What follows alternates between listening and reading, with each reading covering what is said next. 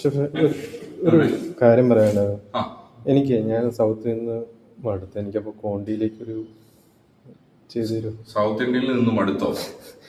കോണ്ടിയിലേക്ക് മാറണോ? കോണ്ടിയിലേക്ക് എന്താ ഈ ഇപ്പം എന്താ പറയാ, വരുന്ന ട്രെയിനീസ് എല്ലാം പറയുന്ന ഇതാണല്ലോ, സൗത്തിൽ നിൽക്കാനായിട്ട് അല്ലെങ്കിൽ ഇന്ത്യൻ സെക്ഷനിൽ നിൽക്കാൻ താല്പര്യമില്ല, അവർക്ക് എല്ലാവർക്കും കോണ്ടിയിലേക്ക് പോകാനായിട്ടാണ്. എല്ലാ ഡിപ്പാർട്ട്മെന്റും നല്ലതാണ്. ഇത് ഓരോരുത്തരുടെ ഇഷ്ടമാണ്. എനിക്ക് കോണ്ടിയിലേക്ക് മാറണമെങ്കിൽ ഞാൻ മാറ്റിത്തരാം.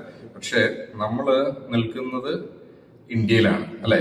നീ ഇപ്പൊ വർക്ക് ചെയ്യുന്നത് കേരളത്തിലാണ്.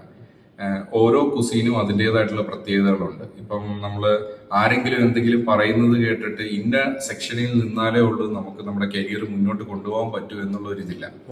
ബേസിക്കലി നമ്മളെല്ലാ കാര്യങ്ങളും നമ്മൾ അറിഞ്ഞിരിക്കണം. കോണ്ടിനെന്റല്, ഇന്ത്യന്, ചൈനീസ്, തന്തൂർ, ഇതെല്ലാം നമ്മൾ അറിഞ്ഞിരിക്കണം. നമ്മുടെ ഒരു കുളിനറി ജേർണിക്ക് ഇതെല്ലാം നമുക്ക് വളരെ ആവശ്യമായിട്ടുള്ള ഒരു സംഭവം തന്നെയാണ്. പക്ഷെ നമ്മൾ ചെയ്യേണ്ടത് എന്താണെന്ന് വെച്ച് കഴിഞ്ഞാൽ, ഓരോ ഡിപ്പാർട്ട്മെന്റിൽ നിന്ന് അതിന്റെ ബേസിക് ആയിട്ടുള്ള കാര്യങ്ങൾ പഠിച്ചതിന് ശേഷം നമ്മുടെ എന്താ പറയുക, അഭിരുചിക്ക് ഏതാണ് അല്ലെങ്കിൽ നമ്മുടെ ഒരു കൈപ്പാങ്ങിന് ഏത് സെക്ഷനാണ് ഏറ്റവും നന്നായിട്ട് വഴങ്ങുന്നതെന്ന് മനസ്സിലാക്കിയതിന് ശേഷം നമ്മൾ അതിൽ സ്പെഷ്യലൈസ് ചെയ്യുക. അതാണ് എനിക്ക് നിന്റെ അടുത്ത് പറയാനുള്ളത്.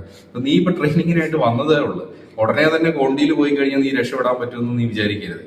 നീ നിൽക്കുന്ന സെക്ഷനിൽ നീ നിന്നിട്ട് അവിടുത്തെ ബേസിക് ആയിട്ടുള്ള കാര്യങ്ങൾ പഠിച്ചെടുത്തിട്ടും നിനക്കത് വഴങ്ങുന്നില്ല എങ്കിൽ നീ അടുത്തൊരു സെക്ഷനിലും കൂടെ നീ ട്രൈ ചെയ്യുക.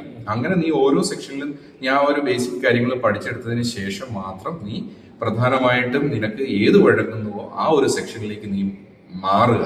അതാണ് എനിക്ക് പറയാനായിട്ടുള്ളത്. അല്ലാതെ ഉടനെ ചെടി പിടിയുന്ന ഒരു തീരുമാനത്തിലേക്ക് എത്തരുത് കേട്ടോ.